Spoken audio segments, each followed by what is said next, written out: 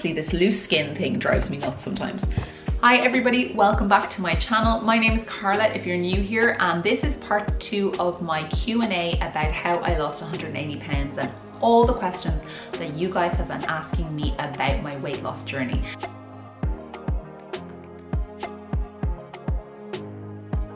And there are quite a lot, hence the reason this is part 2. I'm going to leave part 1 up here in the corner if you guys would like to go and check that out. Anyway, I'm going to hop back in with questions because we've got a lot, oh my god, we've got a lot to get through. First off, what was my fashion style before weight loss? Anything that fit that was black. That was my style. I've always been a rocker, I've always been into like alternative dress, alternative fashion. That is who I am. I am a rocker. I am a metalhead. I am like, that's who I am, or part of who I am, and I dress in that way. I was never able to find clothes that fit me, that looked the way I wanted them to look previously. So now I'm just having great fun. I basically used to wear a uniform of like treggings, so like thick leggings, which I promised myself I will never, ever don again. They will never go on my body ever again.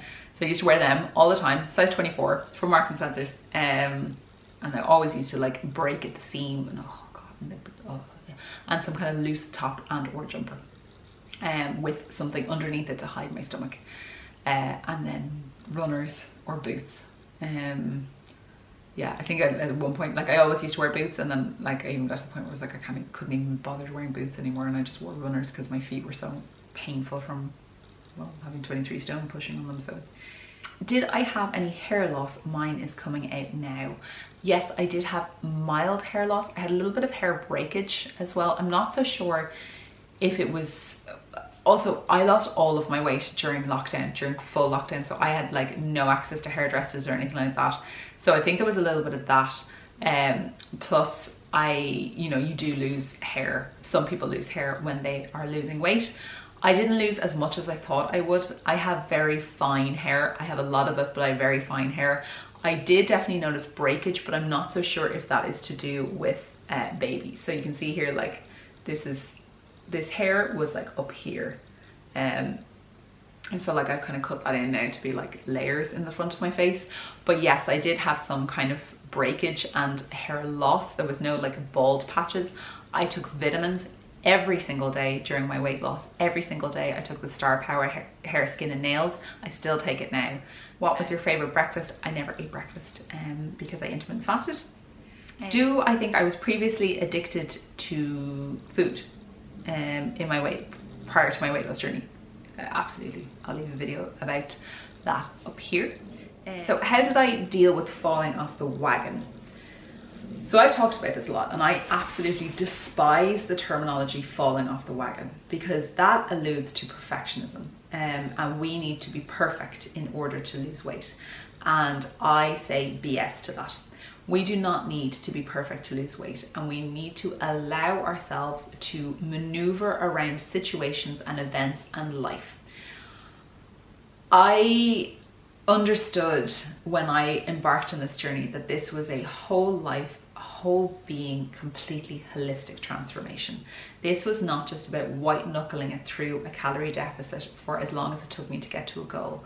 This was about changing the intrinsic habits and actions that I had adopted that helped me to cope with my food addiction. And my food addiction was as a result of childhood trauma, and I worked to heal that childhood trauma and find coping mechanisms that were not food that helped me. So ensuring I'm grounded, ensuring that I am in touch with my body, and that I am understanding whether I'm hungry or I'm seeking comfort or I'm escaping from my body because of the negative self-talk. So for me, I knew that this was going to be a whole body, whole being transformation, and I was going to have to change every part of me in order to get the results that I wanted to. And I did that through the help of therapy, through journaling, and I got to where I needed to be. So for me, there was never a wagon to fall off because I was changing everything. I think the wagon is really associated with this white knuckling it through weight loss. So with the help of body slims, with the help of journaling, with the help of therapy, I changed my habits. So there would be times like I didn't have a slip up. If I really wanted a pizza, I would work that pizza into my calorie allowance. You know, if I overate something, I'd be like, okay, I overate a bit. You know, I probably ate more than my calories. That's okay. There's no need to beat myself up about that. You know, this is not, because I did that doesn't mean that I am not still on this journey or I've fallen off a wagon. You know, this is still my journey. And that journey will involve ebbs and flows of motivation. It will involve peaks and troughs of being like 100% and being 50% some days. This idea that you have to be perfect is associated with this wagon, and then when you're not perfect, you've fallen off the wagon and therefore that's it. Whereas you go, instead it's like, okay, that's information. I've done that and I'm going to continue on my way. You know, and that's part of my journey, because my journey is not straight. My journey is not like, you know, perfect. My journey is me, because I'm an imperfect being. And that's why I don't believe in that term, falling off the wagon. Let me know if you guys would like me to delve into that a bit more. Do you ever wish that you had lost the weight more slowly so that you might have less loose skin to deal with? What advice do you have for people who are stressed about the possibility of loose skin and have difficulty committing to weight loss fully because of it? Sometimes I feel so grieved that I couldn't lose the extra fat earlier when I was still a teenager and growing. Lots of pressure from my mother to eat more and less healthily than I wanted to, and it's a stumbling block for me. Okay. I absolutely do not wish that I had lost weight any slower. I lost weight at the rate that was appropriate for me. It's how my body did it. That's just how I lost weight, and I definitely would not have wanted to slow it down, that's for sure. In anything, I wanted to speed it up as much as possible. I did all the extras that I could to get my weight loss to the rate that it was, but you cannot control how fast you lose weight. You can probably control how slow you want to lose weight, but to be perfectly honest with you, I had no interest in that. Now, in terms of, like, they say that you have less loose skin to deal with. So I don't have to deal with loose skin. My loose skin is there. It's just part of my skin. I will eventually have it removed because I want to, you know, don a bikini, a short one, and not have to kind of hide things. Not have to, or not choose to hide, you know, bits of me away. And there are bits where sometimes I'm like in a swimsuit or something, I'm like, oh, I'd love, you know, to not have this. But there's no part of me. I understand that I got to 323 pounds and the price that I have to pay in order to have lost it is loose skin. And honestly, it's not that much of a price. There are times where I'm like, oh gosh, I would love it. Like, I currently am wearing leather pants. Let me show you. I'm currently wearing leather pants, and this is like, honestly, this loose skin thing drives me nuts sometimes. Okay, so you can see here, I will never show my stomach online because to me it's private, just an FYI. I think there are people who do share their stomachs and their like bits, and I completely commend them, but for me it's just not something I'm like, just, to me that's not a thing. I've never been in a bikini. I've never, like, it's not something I would do. Anyway, so like I have, you can see here there's a lump, there's another lump here, you know, like, it is what it is, guys. You know, something I would say is that I would never let vanity or a fear of rule over making a choice for your health. And what I mean by that is that the benefits that I have and the life that I have now are worth any loose skin or anything that somebody might consider unsightly. There are times when it bothers me, but I am a lot less bothered than I was at 23 stone. I can tell you that for sure. I am so much freer in every area of my life that loose skin is, I probably think about it once every 2 weeks. There's something where I'm like, balls, that doesn't work because of my loose skin. But also there's stuff that doesn't work because of, like, you know, like a dress might not work because of that's my body shape. You know, it's that kind of thing. Like, it never really has that much of an impact on my life. And I would challenge anyone, I would imagine it's a fear of the unknown. You also can't guarantee that losing weight slower will result in less loose skin. You can't guarantee like that working out is going to result in less loose skin. Everybody who has massive weight to lose will have some kind of loose skin, but it's how much you allow that to overshadow everything else that you've achieved, and how much you allow it, or the fear of having that, to stop you from getting the feeling. And this feeling that I feel on a daily basis, like how amazing I feel, loose skin has really no impact on it. Yes, I will have it done, because I feel like, to me, it's just like to get it finished, like to be done, you know, to have my body the way I never thought possible. I used to eat healthy food all the time. My main like go-to breakfast thing was like a baguette, and I'm not talking like a small demi baguette, I'm talking like the big monster baguettes, split in half, one half covered in avocado, the other half covered in hummus, covered in olive oil, because it's healthy, nutritional yeast, which is healthy. But like, you know, I used to eat a giant curry with like enough rice for 4 people. The biggest difference for me now in terms of my diet is portion size. I eat a lot more directly from the ground. So like salads are made up of a lot less crap, and you know, like they don't need a dressing and that kind of thing. Portion size and types of food are the big difference. So, do you see yourself now and not recognize yourself? Yes, occasionally I do. What happens more often now is that I don't recognize myself prior. I think that's the really big one for me. I'll leave like a little video here just of me talking prior to losing weight, and it's like a familiar old friend, but I don't recognize that person as me. It's taken to me to about now-ish, in the last like couple of months, that I really like, this is now me. I recognize that this is me. I'm very familiar with myself now. There are occasions where I don't recognize myself and I'm like, oh my god, yeah. And there are occasions where I see myself and think that I'm still 23 stone and have to like, because I edit a lot of my own, like I edit all my own videos, so there's times where I'm like, I catch a glimpse, I'm like, oh my god, I'm like, no you're not. I go back and look at that again. No, you're not. You are not. And it takes your brain a while to catch up with the changes in your body. Please discuss the steps you took to improve the mental health and motivation during the process of losing weight. So this is something I really want to talk about here and everywhere and constantly.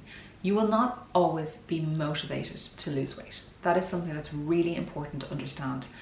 And when motivation wanes, consistency has to pick up. And consistency and doing the actions that you need to do on a daily basis are the most important part of weight loss. That is like, but being in a good mental health state in order to do those actions is actually the most important part. So the actions that I took in order to improve my mental health were seeking therapy and journaling. They are the 2 biggest. I also stopped consuming content that was negative. I would try and keep myself in more of a positive mind frame. That really helped, but mainly therapy and journaling. They really helped me to be in the right mental health space in order to be consistent when the motivation waned. So the next question is, would love to know, how do you stay motivated and upbeat if you were having a bad day? And guys, I don't. I am not motivated and upbeat every single day. Most days I'm not. Most days, I know it might seem like I'm really positive all the time, but it's something that I have to actively choose to be. I can choose to be positive. I can choose to, and as can you. And it's by doing the mental health work that allows me to choose that, to understand that. Reframing my thinking really helped as well. So choosing to see things in a more positive way or as learning opportunities. But on a day-to-day basis, I have my routine down. So that helped me to stay consistent. So I wake up in the morning, the first thing I do is I get out for my walk. I come back, I drink my water, I have a cup of coffee, I have my break my fast at 12 o'clock. I will have a snack around 3, 4, 2, 3, 4, sometime around that. Have dinner around 5 to 6. Stop eating by 8. Go to bed so that I can wake up the next morning and do it all over again. So that consistent routine helped me to stay consistent. But I wasn't motivated. I honestly wasn't motivated. But I became motivated by my own results. And the more I did that consistent action, I would get to points where I would be really motivated then. And then the motivation would wane and ebb off, but the consistency would still be there. Upbeat, honestly, it might seem like I'm really upbeat all the time, but I'm not. I'm active, like I have to actively choose to be upbeat. I have to actively choose to be a more positive person, because I am definitely a glass half empty kind of gal. Like I could be the most pessimistic person on earth, but I have to choose to not be. And I've done a lot of mental health work on it, and I wouldn't have been able to do that unless I had done the work with a therapist, and that is something personal for me. I listen to an awful lot of personal development, self-help books and podcasts and things like that. So they help me to kind of reframe my thinking, help me to learn about why I might be thinking that way or be that negative. And by kind of working on myself and my personal development as well as my mental health, that's really helped me to stay more kind of upbeat and then finding ways to stay motivational. I'll leave my video up here about my rewarding myself through weight loss, and that really helped. That really helped. How did I feel about giving up or significantly reducing junk food? Yes, you can eat junk food during a calorie deficit, but it will leave you hungry as you can't eat much of it. I say every day I'll stop eating but give in. I know I can't eat like I am and expect to lose weight, but for some reason I can't seem to let it go. Well, junk food is designed to make us addicted to it. It is full of sugar, salt. It's full of crap that feeds our basic, like, human biological need to seek fat and high calorie foods and store them, because we never knew where food was, food could be scarce. We might have to go and like cross the Serengeti and kill a buffalo again, in a while. That's like, but now it's available everywhere because there's McDonald's everywhere or there's Burger King everywhere. I was very much so, I loved, like, I will talk about this, like, Chinese was my favorite thing. The first thing I did was that I learned to kind of do fakeaways. And by doing fakeaways, it would satisfy somewhat, not the exact same. I'm not trying to BS you here and pretend that it's going to give you the same like hit as getting a Chinese will, but finding a way to make the foods that you really like from takeaways or from junk foods, to make them in slightly healthier. And then as you progress through your journey, what I noticed was that I became more motivated by my own results. So the idea then of having that wasn't as appealing. But then what also happened was that my taste buds changed. So as I was talking about earlier, like, we had a Burger King a while ago, and I was like, oh my God, I do not want this. If you told me 3 years ago or 4 years ago that like I would choose to have a salad over a Burger King, I would have told you were absolutely insane and get off my lawn, please. But honestly, by eating from a more whole food and eating simpler foods, and my taste buds changed, and I started to understand how food was nourishing my body, and I started to listen to my body and listen to what my body needed. And therefore, and sometimes it's still hard. Like in maintenance now, I can choose, I have the ability, I have more freedom if I want a Burger King or I want a salad, and sometimes it seems more appealing to have the Burger King, and then I have it and I'm like, I don't want this. Like we were going to a gig on Sunday night. We had like 15 minutes to get something. We went and got chips from a chipper, like a bag of it's an Irish English thing. But I had like 4 of them. I was like, I do not want this. This is not what I want. This is not food to me. So your tastes change as you go on your journey, if you allow them to. The junk food is junk. And I definitely start to reframe it as well as like, this is not good for my body. This is not helping my body. This is not fueling my body. And that really kind of helped to change it as well. I hope that answers your question. I like this one. What are your tips for bra shopping after major weight loss? I'm finding it hard to find a good fitting bra with loose skin. Yeah. Honestly, I wear Penny's bras, like Primark bras, and I just kind of go with it. I would recommend like going to somewhere like a smaller boutique maybe, and seeing if they have a good, make sure you get fitted properly and go with that. But other than that, yeah, I just wear Penny's ones and they're grand, to be honest with you. Like sometimes the skin comes out and we're like, then it does. How did you keep it from losing weight through colds and other illnesses? I honestly think I just kept going as much as I could. You have to be compassionate to yourself. Compassionate doesn't mean getting a takeaway. Compassionate means going, okay, maybe I'll throw something out of the freezer, you know, or I can have half a frozen pizza and some veg or something like that, and just make it really simple. Keep it simple, keep it simple, stupid. Keeping it simple, but also being compassionate to yourself.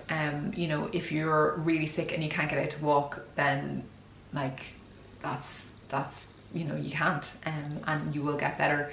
And when you get better, then you'll be right as rain again. I honestly don't get as sick now.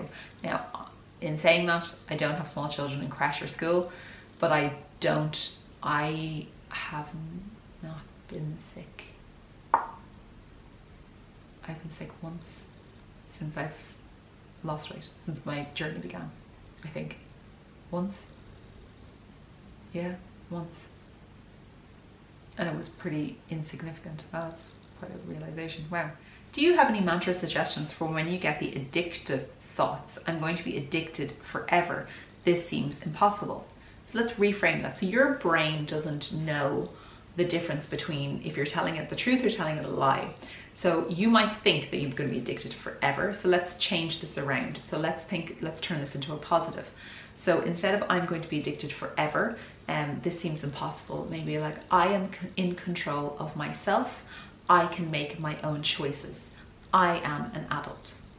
So I would start again with I am an adult. I am capable of making my own choices. I am capable of making choices that bring me closer to my goal. I today am going to make choices that bring me closer to my goal. I am an adult. I am capable of making my own choices.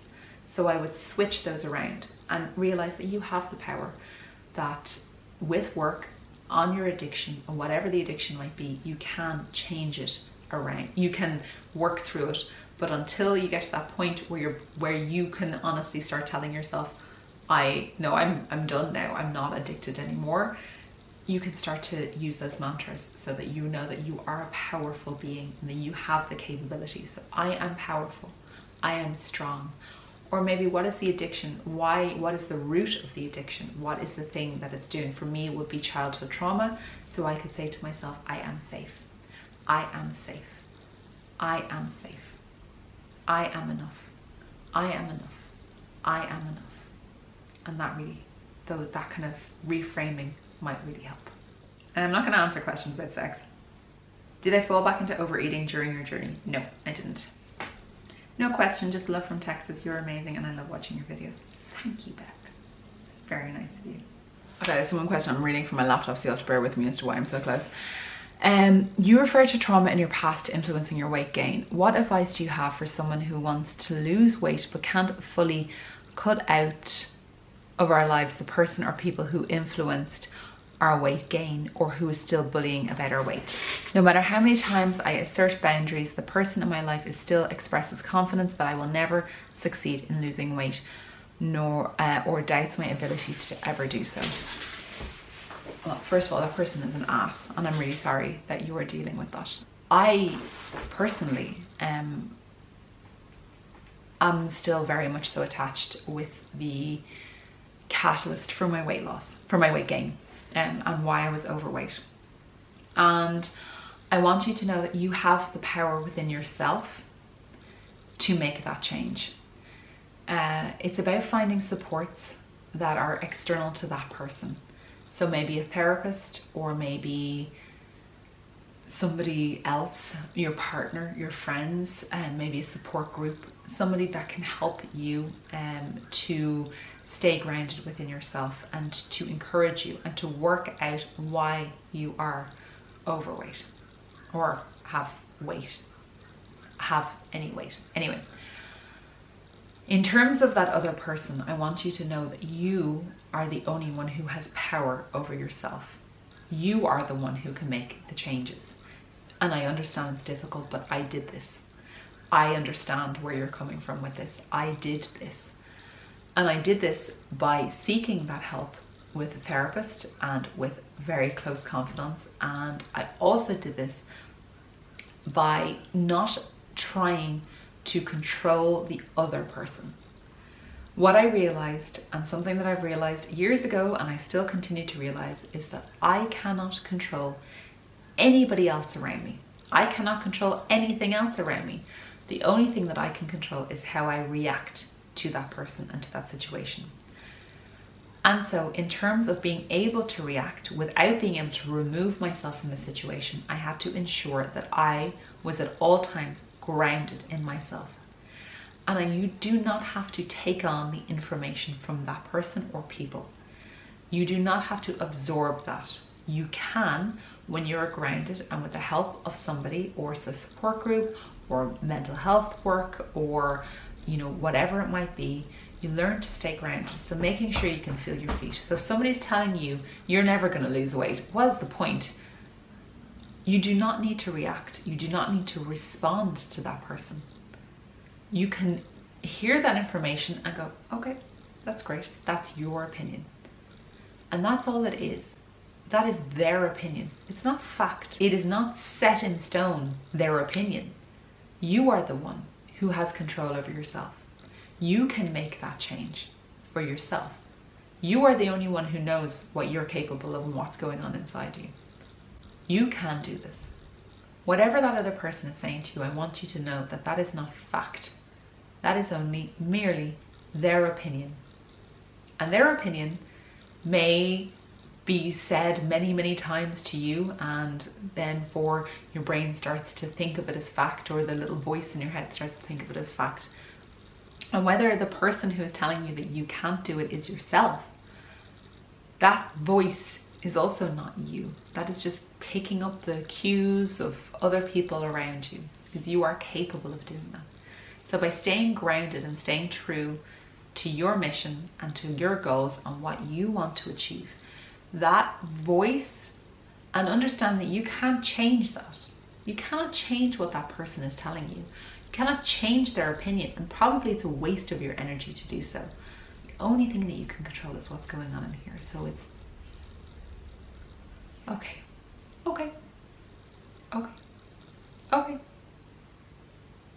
and continue on your way. I understand how incredibly difficult that is, and how tricky it is, and how it might seem like I've simplified the response. But just remembering that you cannot control that person. The only person you can control is yourself, and how you respond and react to situations, and not engaging. That's something that's really important for me, was not engaging and staying true to myself. So I hope that that helps you. Guys, I have talked for nearly an hour answering questions now. I know that I didn't get to every single one of them, and I know that there are specific body slims ones as well, when I think, as I said in part 1, I'm going to answer those questions separately. I hope you guys have enjoyed this video, and I hope that I have helped in any way with my responses and my whatever I've said. I know a couple of the topics were quite difficult, and they really challenged me as well to think about my answers to them and how I dealt with those situations. So I appreciate you guys watching till the end. If you have made it, please leave me a white heart in the bottom, in the comments down below. Please don't forget to subscribe, like this video, and share it with anybody that you think they might find it helpful. I will talk to you all very, very shortly. Bye, guys. Is it this corner? No, it's this corner. Is it this corner? Have I started getting the corners wrong? I don't know. I'm confusing myself now.